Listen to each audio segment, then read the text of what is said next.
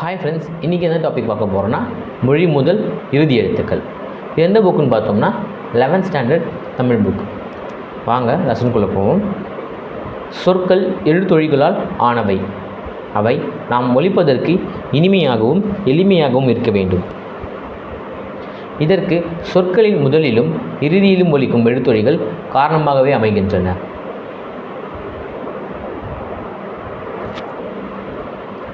சொற்களின் புணர்ச்சியில் முதல் சொல்லின் இறுதி எழுத்தும் வரும் சொல்லின் முதல் எழுத்துமே சந்திக்கின்றன.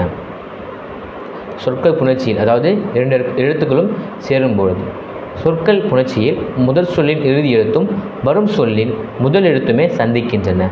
அவ்வாறு சந்திக்கும் இடத்தில் வரும் எழுத்துக்கள் எவை எவை என்று பார்ப்போம். முதல்ல காவேரி, டமாரம், ரெக்கை, பாவை, ராக்கி, கோதை, டப்பா.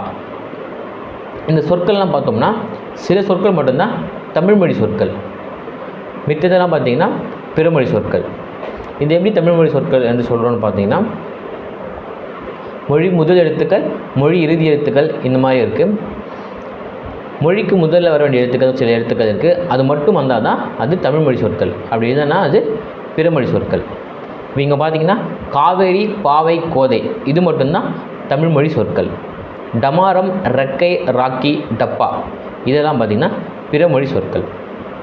எனவே சொற்களின் தமிழ்மொழிக்கு உரியவை பிறமொழிக்கு உரியவை எவை எவை என்பதை அறிந்து பயன்படுத்த வேண்டும். இதற்கு சொற்களின் எழுத்துக்களின் வருகை குறித்து அறிந்து கொள்வது அவசியம். எந்தெந்த இடத்துல எந்த மாதிரி எழுத்து வரும்னு சொல்லிட்டு அறிந்து வைத்தது பார்த்திங்கன்னா அவசியம். ஃபஸ்ட்டு மொழி முதல் எழுத்துக்கள். முதல்ல வர வேண்டிய எழுத்துக்கள் மொத்தம் பார்த்திங்கன்னா 22. மொழி முதல் எழுத்துக்கள் மொத்தம் 22. அதில் உயிரெழுத்துக்கள் மொத்தம் 12 சொல்லில் முதலில் வரும். உயிரெழுத்துக்கள் 12 பார்த்திங்கன்னா சொல்லில் முதலில் வரும். இந்த மாதிரி வந்துன்னா அது தமிழ்மொழி சொற்கள். அடுத்தது மெய்யெழுத்துக்கள்.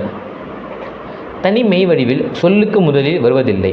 மெய்யெழுத்துக்கள் தனி மெய் வடிவில் சொல்லுக்கு முதலில் வராமல் அவை உயிரெழுத்துக்களோடு சேர்ந்து உயிர்மெய் வடிவில் மொழிக்கு முதலில் வருகின்றன. மெய்யெழுத்து டைரெக்டாக வராமல் உயிரெழுத்தோடு சேர்ந்து உயிர்மெய்யாக மட்டுமே மொழிக்கு முதலில் வரும்.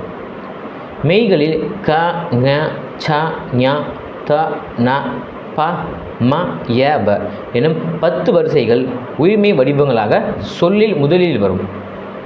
இதில் பார்த்திங்கன்னா 10 எழுத்துக்கள் உயிர்மெய் வடிவங்களாக சொல்லில் முதலில் வரும். கணம் என்னும் சொல்லில் மட்டும் ஞ வரும். அடுத்தது ட, ந, ர, ல, ழ, ல, ர, ந எனும் 8 வரிசைகளில் சொல்லில் முதலில் வருவதில்லை. இந்த 8 எழுத்துக்களும் பார்த்திங்கன்னா சொல்லுக்கு முன்னாடி வருவது கிடையாது. இந்த மாதிரி வந்துச்சுன்னா அது தமிழ் சொற்கள் கிடையாது. இப்போ பார்த்தோம் டமாரம் பார்த்துருப்போம், இங்கே டா வந்திருக்கிறதால அது தமிழ்மொழி சொற்கள் கிடையாது. ஏன்னா அவை சொல்லின் முதலில் வருவது கிடையாது. அடுத்து ஆயுத எழுத்து சொல்லின் முதலில் வராது.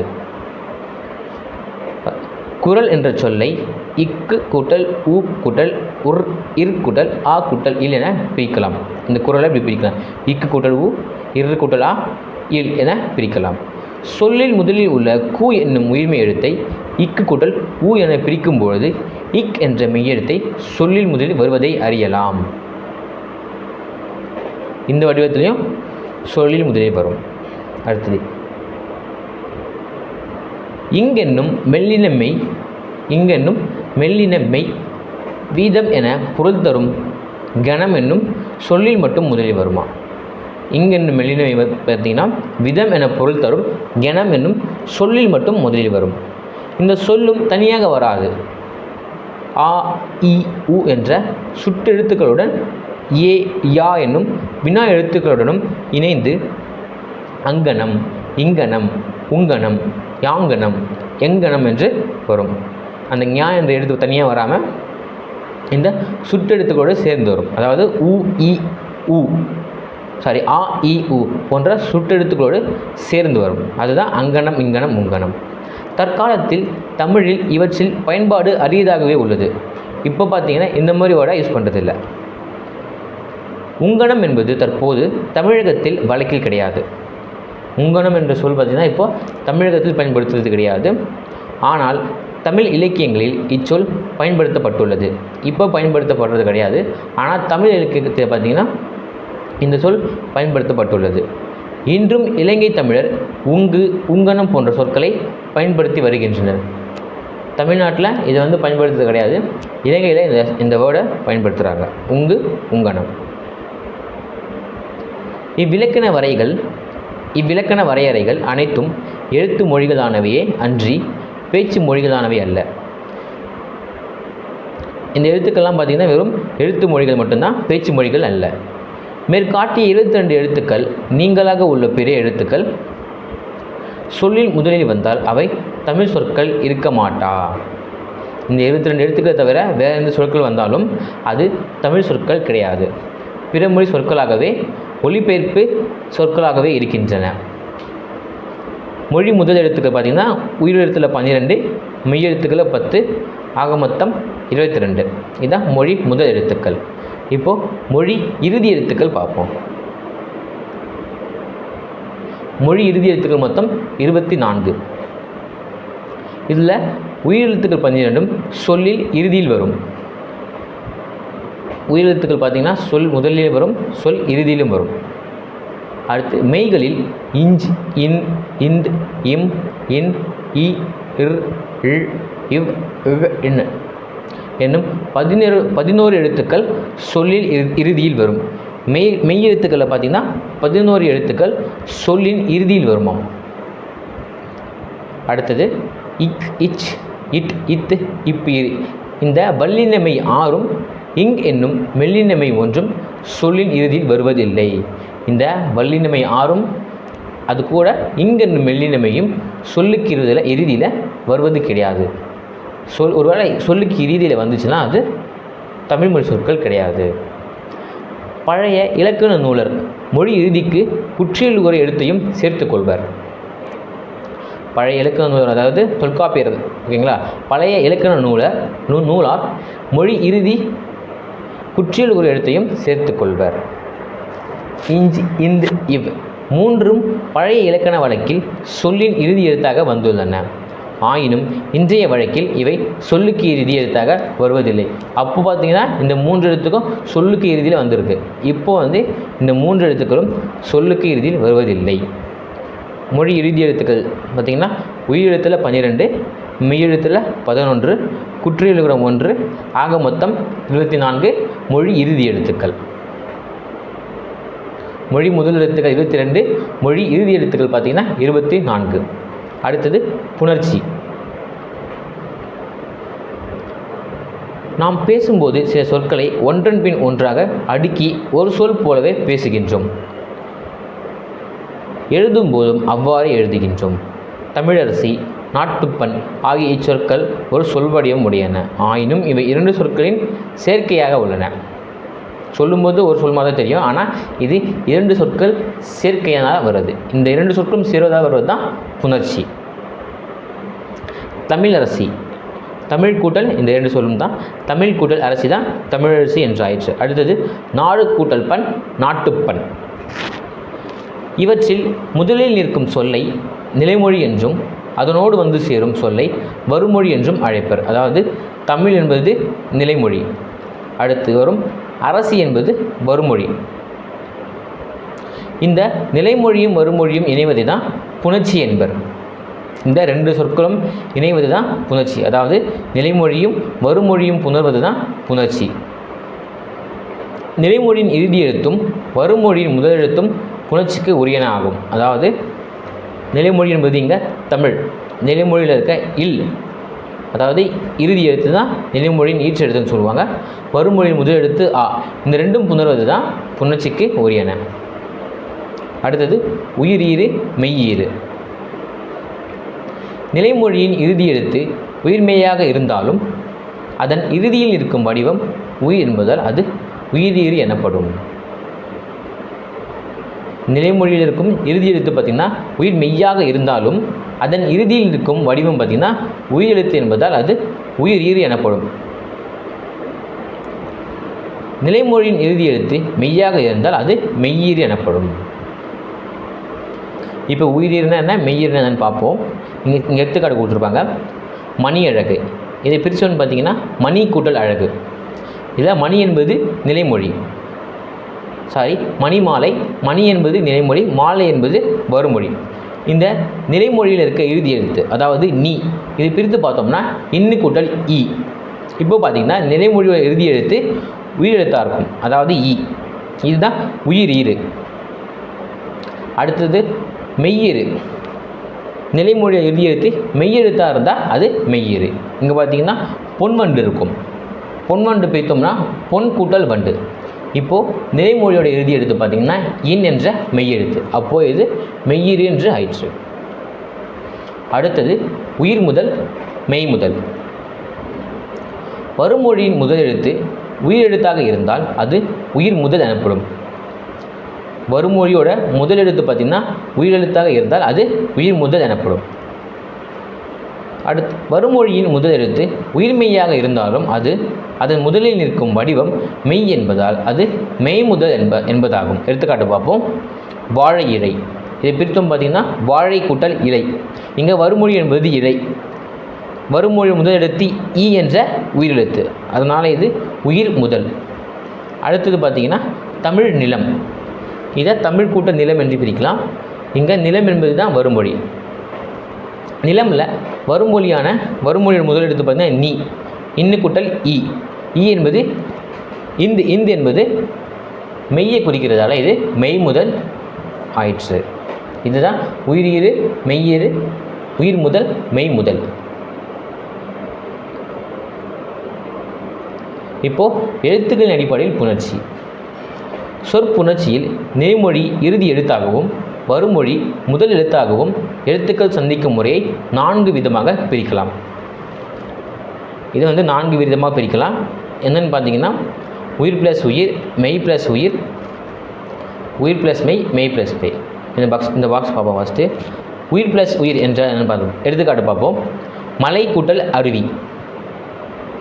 இப்போது நிலைமொழியில் கடைசி எழுத்துன்னு பார்த்தீங்கன்னா லை. இந்த லையை பிரித்தோம்னா இல்லு கூட்டல் ஐ என்று பிரியும். இங்கே ஐ என்பது உயிரெழுத்து. வருமொழி முதல் எழுத்தும் உயிரெழுத்தாக இருக்கிறதால இது உயிர் ப்ளஸ் உயிர், அதாவது உயிர் கூட்டல் உயிர்.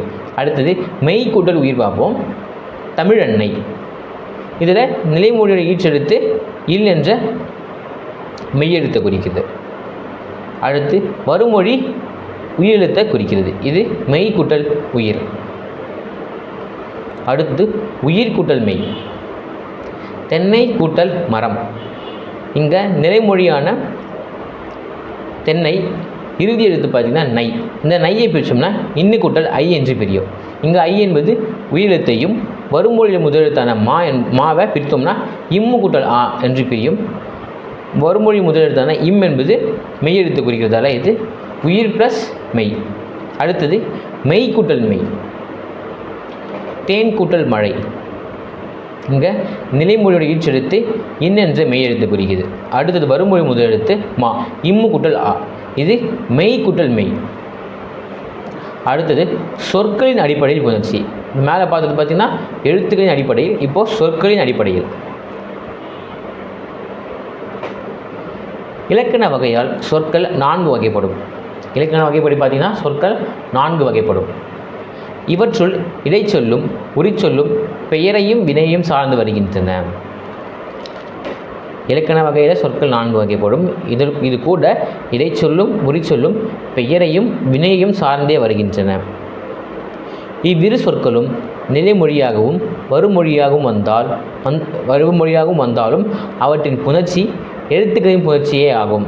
இவ்விரு சொற்களும் நிலைமொழியாகவும் வருமொழியாக வந்தாலும் அவற்றின் புணர்ச்சி பார்த்திங்கன்னா எழுத்துக்களின் புணர்ச்சியே ஆகும்.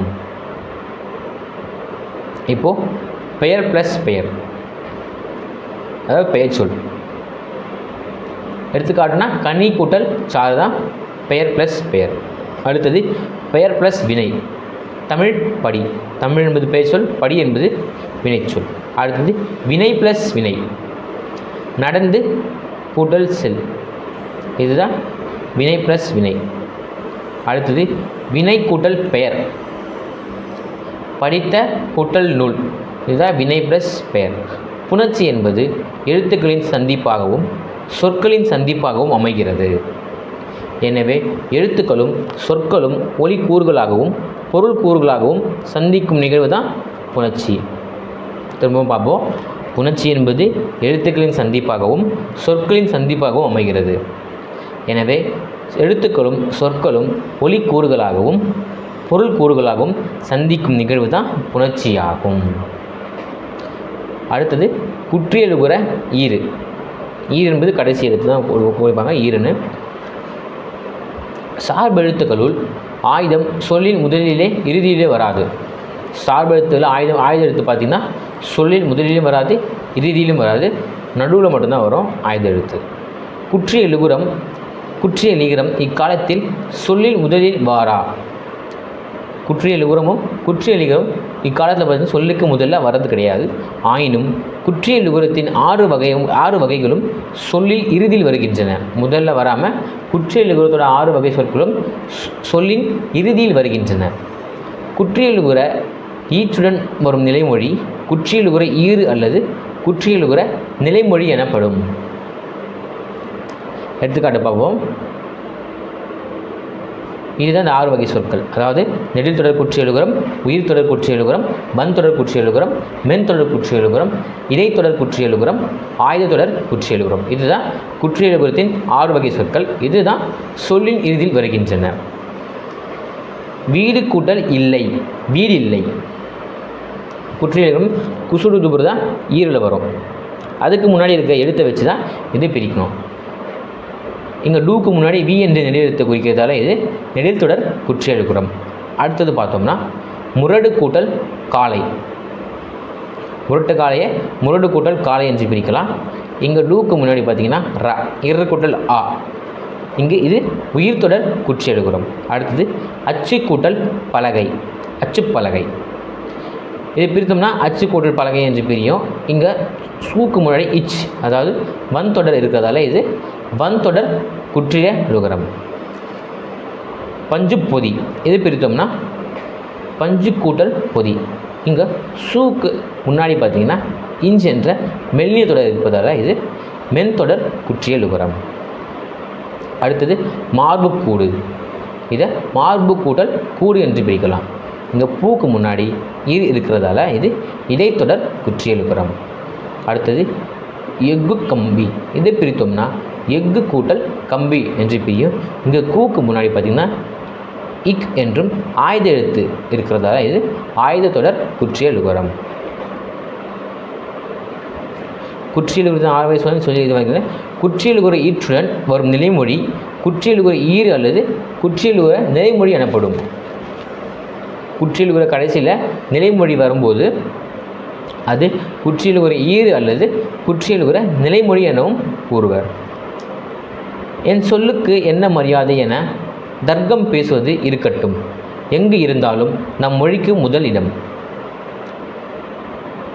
ஏற்படுத்த சந்தியுங்கள். இறுதியில் தாய்மொழியை வளர்ப்பதும் தனி வழி சிந்தியுங்கள். இதோட இந்த லெசன் முடியுது. தேங்க்யூ.